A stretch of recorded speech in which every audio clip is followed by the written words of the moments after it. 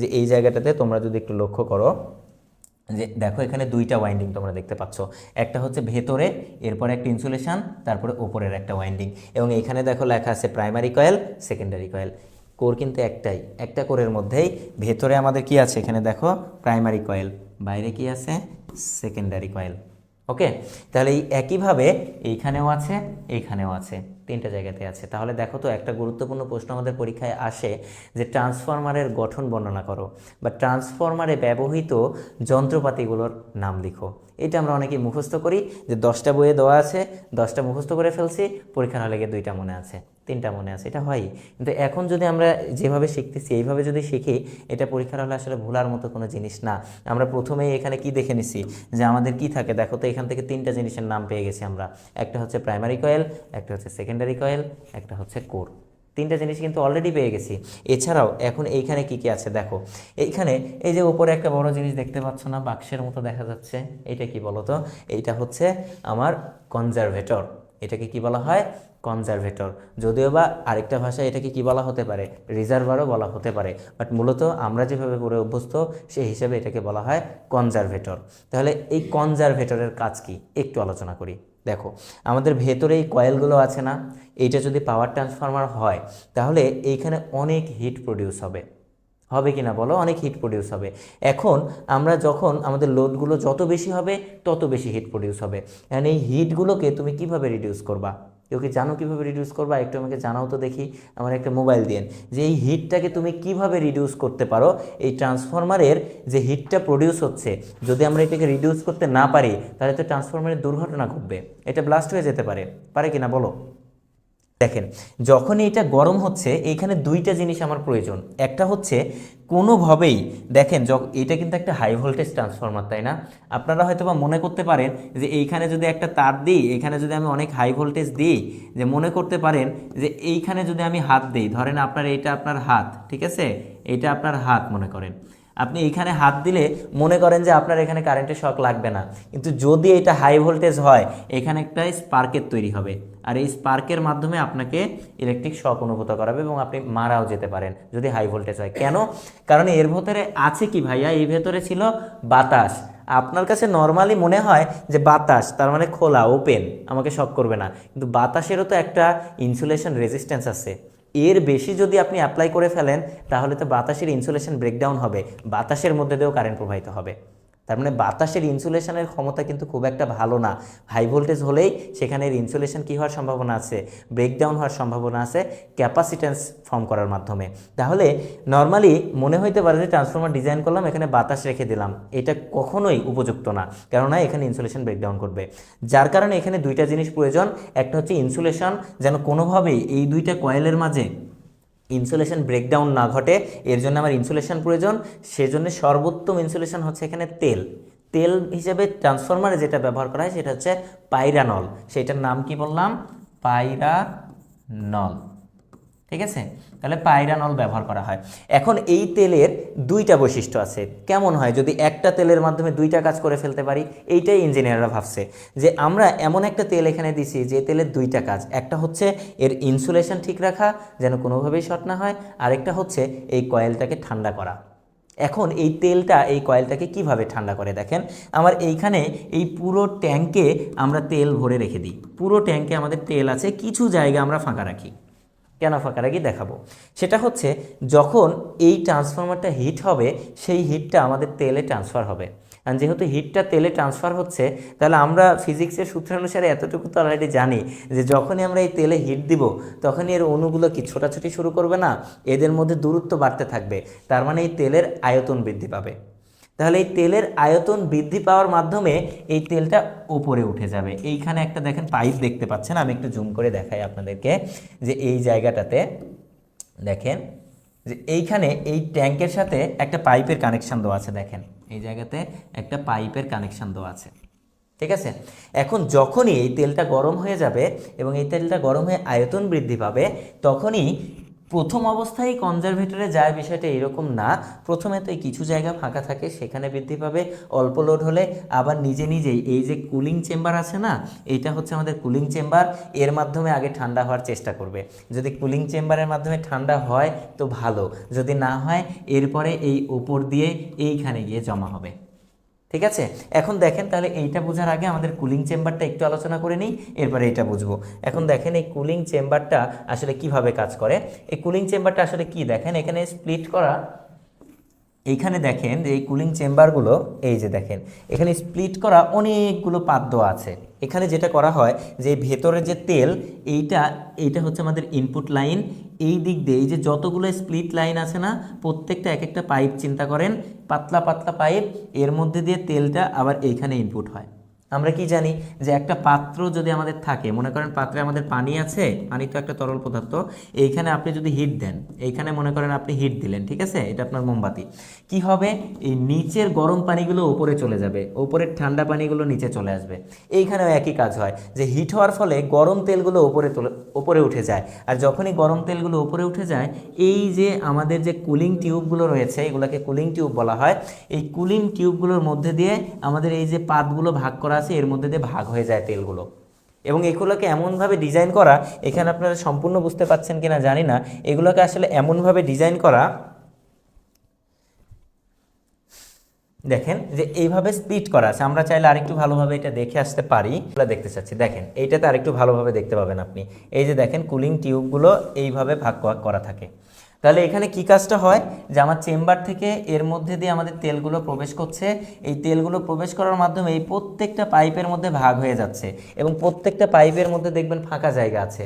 এখন যে ঘটনাটা ঘটবে যে আমাদের নর্মালি এইটা তো বাইরে স্থাপন করা আছে, এটা তো ইনডোর না, আউটডোর ট্রান্সফরমার। তাহলে এইটা যখন বাইরে স্থাপন করা আছে, এর মধ্যে দিয়ে বাতাস ফ্লো হবে, এয়ার ফ্লো হবে, তাই না? এর মধ্যে যদি এয়ার ফ্লো হয়, এইটাকে ভাগ করে দেওয়ার উদ্দেশ্য কি বলেন তো, যেন আমার এরিয়াটা বৃদ্ধি পায়, সবচেয়ে বেশি বাতাস যেন এর সংস্পর্শে আসে। তখন এই গরম তেলের চারিদিক দিয়ে এইগুলো যাওয়ার ফলে এইখানে কি হয়ে যাবে, তেলটা ঠান্ডা হয়ে যাবে। তাহলে উপর দিয়ে গরম তেল প্রবেশ করলো, নিচে দিয়ে কি যাবে আমাদের, এই নিচের দিক দিয়ে এই যে দেখেন নিচে একটা কানেকশন থাকবে আর ওপরে একটা কানেকশন থাকবে, ওপর দিয়ে তেল প্রবেশ করবে, নিচে দিয়ে তেল ভেতরে প্রবেশ করবে, তাহলে তেল ঠান্ডা হয়ে ভেতরে চলে গেল। এখন যদি এর চাইতেও বেশি গরম হয়ে যায়, হতে পারে না আমার ট্রান্সফরমার ওভারলোড কন্ডিশনে চলে গেছে, লোডটা অনেক বেশি, তাহলে এর থেকেও বেশি যদি গরম হয়ে যায় আমাদের ট্রান্সফরমারটা, তখন দেখেন এই যে এই জায়গাতে লক্ষ্য করেন, এই তেলটা এখানেও যদি ঠান্ডা হতে না পারে, তাহলে তখন আমাদের এই তেলটা এই যে ওপর দিয়ে বাষ্প আকারে হয়ে গিয়ে, কারণ আমাদের তেল যত হিট হবে এখানে তত গ্যাসের তৈরি হবে, তাহলে এইখানে এই গ্যাসটা এই দিক দিয়ে গিয়ে এইখানে গিয়ে ঠান্ডা হবে। কয়েল তো আছে ভাই নিচে এইখানে, এটা তো তাও কয়েলের পাশেই, গরম হইতে হইতে এটাও গরম হয়ে যেতে পারে, কিন্তু কয়েল আছে এইখানে, কনজারভেটর রাখা আছে একদম বাইরে, এইখানে তো গরম হওয়ার কোনো প্রশ্নই আসে না। তাহলে এই তেলগুলো এখন এর মধ্যে দিয়ে গিয়ে এখানে জমা হবে, জমা হওয়ার পরে যখনই আমাদের এই টেম্পারেচারটা কী হবে, কমে যাবে, তখন এইটা আবার চলে আসবে। এটা কেন রাখা হয়েছে বুঝতে পারছেন, রিজার্ভার বা কনজারভেটর, কারণ এই যে আমার তেলটা যদি পর্যাপ্ত পরিমাণে ঠান্ডা হতে না পারে, তেলের আয়তন যদি আরও বৃদ্ধি পায়, এখন এর ভেতরে তো এটা তো একটা সিল করা ট্যাঙ্ক, এইখানে যদি তেলের আয়তনটা বৃদ্ধি পেতে না পারে, তাহলে তো এই ট্রান্সফরমার ব্লাস্ট হইতে পারে।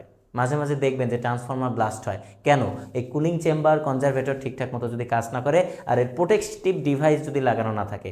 নর্মালি বলেন কি, ওকে ঠিক আছে, তাহলে আমরা যেটা করব যে ওইখানে কেন হয়, কারণ ওইখানে প্রোটেক্টিভ ডিভাইস লাগানো থাকে না। এখন এই বিষয়টা বুঝলাম তেল কীভাবে ঠান্ডা হয়।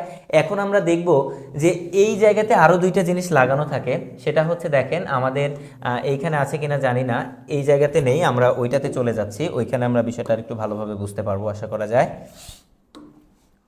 ওকে দেখেন এইখানে দেখলে এখন আর একটু ভালোভাবে বুঝতে পারবেন যে আমাদের যে এই যে পাইপটার মাধ্যমে এইখানে কনজারভেটরে নিয়ে যাওয়া হয়েছে, এইখানে একটা জিনিস দেখানো হচ্ছে, একটা মিটার দেখানো হচ্ছে, এ কী পরিমাপ করে, প্রেশার, আমাদের যে তেলের যে গ্যাস, এই গ্যাসের যে প্রেশার, এটা কি সেফটির মধ্যে আছে নাকি সেফটির বাইরে চলে গেছে। যদি এইটা আমাদের যে সেফটি রেঞ্জ সিলেক্ট করা আছে এর বাইরে যদি চলে যায়, এর প্রেশারটা যদি আমাদের এর বাইরে চলে যায়, এটা হচ্ছে অয়েল লেভেল ইন্ডিকেটর, এটা হচ্ছে থার্মোমিটার, যে হিট যদি অনেক বেশি হয়ে যায়। এখন এই জায়গাতে মাঝখানে দেখেন কিছু গিয়ার সংযুক্ত করা আছে, তাই কি না? এই জায়গাতে মূলত একটা রিলে সংযোগ করা থাকে এবং একটা কাঁচের চেম্বার সংযোগ করা থাকে। আর এদের কাজ কি? এদের কাজটা হচ্ছে, যদি এরকম হয় যে ট্রান্সফরমারের এই কুলিং ইউনিটটাও ঠান্ডা করতে পারলো না, ট্রান্সফরমারের এই রিজার্ভারে যাওয়ার পরেও আমার তেলটা কন্টিনিউয়াস হিট হচ্ছে, সেক্ষেত্রে কি ঘটনা ঘটবে, যে আমার এখানে যে রিলেটা আছে সে তখন এটা সেন্স করবে। সেন্স করার মাধ্যমে আমাদের যে ইলেকট্রিক্যাল সার্কিট আছে এখানে, এই ইলেকট্রিক্যাল সার্কিট থেকে এটাকে ট্রিপ করে দেবে, আইসোলেশন করে দেবে, যেন আমার ট্রান্সফরমারটা নষ্ট না হয়ে যায়। একটা ট্রান্সফরমারের দাম লক্ষ লক্ষ টাকা, এই সামান্য ভুলের কারণে যদি ধরেন আপনি তো আর যখন আপনি ধরেন আপনার বাসায় 5টা এসি লাগান, আপনি তো ওই বিদ্যুৎ অফিসে ফোন দিতে যান না যে আমি 5টা এসি চালু করতেছি, তাহলে আপনি লোড বাড়াচ্ছেন। এই লোড বাড়ানোর ফলে ট্রান্সফরমার যদি নষ্ট হয়ে যায়, লক্ষ লক্ষ টাকা নষ্ট হয়ে গেল। এই জন্য এখানে রিলে সংযোগ করা থাকে এবং যদি এরকম কোনো কন্ডিশন হয় তাহলে এইটা সাথে সাথে ট্রিপ করে দেবে এবং পাশাপাশি ওই গ্যাসটা যেন বের হয়ে যেতে পারে, এই জন্য এখানে একটা আমাদের হচ্ছে কাঁচের প্লেট লাগানো থাকবে। এর কাজ কি, এর নির্দিষ্ট প্রেসার পর্যন্ত ভেঙে যাবে না, কিন্তু যখনই এটা সেফটির উপরে চলে যাবে তখন এই কাঁচটা ভেঙে গ্যাসগুলো বের হয়ে যাবে, আমার ট্রান্সফরমারটা নষ্ট হবে না। তাহলে দেখেন আমি কিন্তু অনেক কথা বলে ফেলছি, ট্রান্সফরমার কীভাবে কুল করা হয় অনেক কথা বলছি, এবং এই ক্লাসের মধ্যেই আপনার গঠন কিন্তু আলোচনা করা হয়ে গেছে। দেখেন প্রথমেই 3টা বলছিলাম, primary winding, secondary winding, core. এরপরে কি দেখতে পাইলেন, আপনার এই পুরোটা মিলে কি আছে, এই পুরোটা মিলে একটা ট্যাঙ্ক আছে, এগুলা কি ইনসুলেটর, আরেকটা কি আছে কনজারভেটর, আরেকটা কি বললাম রিলে বললাম, এইটাকে কি বললাম কুলিং ইউনিট বললাম, সর্বনিচে যেগুলো আছে সেটা কি চেম্বার। তো এই যে বিষয়গুলো, এগুলো কি মুখস্থ করার মতো বিষয়? আমরা যদি এরকম ইন্টারেক্টিভ ক্লাসের মাধ্যমে এই বিষয়গুলো আলোচনা করি, আমি প্রথমে বলছি যে আমার হাতে সময় কম, এই সময়ের মধ্যে আমি অনেক কিছু আলোচনা করতে পারবো না, বাট আমি একটি ওভারভিউ দেওয়া। সিলিকা জেলের কাজ কি দেখেন, যে ট্রান্সফরমারের আরও একটা বড় বিষয় হচ্ছে ব্রিদার। ঠিক আছে, ব্রিদার মানে কি, ব্রেথিং মানে কি বুঝি, নিঃশ্বাস নেওয়া। আমরা এই যে সবসময় শ্বাস প্রশ্বাস নিচ্ছি না, এটা কে করছে, ফুসফুস। এই ফুসফুসের মাধ্যমে আমরা শ্বাস নিচ্ছি, ছেড়ে দিচ্ছি। ট্রান্সফরমারেরও এরকম একটা বিষয় আছে। সেটা কেন, ওই যে বললাম যে আমাদের যে তেল আছে কিছু জায়গা ফাঁকা থাকে বলছিলাম, মনে আছে? এই জায়গাগুলোতে কি থাকে, বাতাস থাকে। এখন যখন এই তেলের আয়তনটা বৃদ্ধি হচ্ছে, এই বাতাসগুলো কই যাবে, এই বাতাসগুলো তো যাওয়ার জায়গা নেই। সো এই বাতাসগুলো যাওয়ার জন্যে আমাদের একটা ব্রিদার রাখা হয়। ট্রান্সফরমারে কি রাখা হয়, একটা ব্রিদার রাখা হয়। কারণ এই ট্রান্সফরমারের ব্রিদারের কাজ কি, যখন আমাদের তেলের আয়তন বৃদ্ধি পাবে বাতাসগুলো বাইরে বের হয়ে যাবে, যখন আমাদের তেলের আয়তন কমে যাবে বাতাসগুলো ভেতরে ঢুকে যাবে। অবশ্যই এখানে একটা ভাল্ব লাগানো হবে, এমন না যে এখানে একটা ফুটা করে দেবেন আপনি, তাইলে তো তেলও বের হয়ে যাবে। এখানে একটা ভাল্ব লাগানো থাকবে আর কি। সো এই যে ব্রিদার কি করছে, বাতাস বের করে দিচ্ছে, ভেতরে নিচ্ছে, এইটাই ব্রিদারের কাজ। মানে মানুষের মতো অনেকটা, যে নিঃশ্বাস ছেড়ে দিচ্ছে আবার নিচ্ছে, এই জন্য একে বলা হয় ব্রিদার। এখন আসেন সিলিকা জেল কি।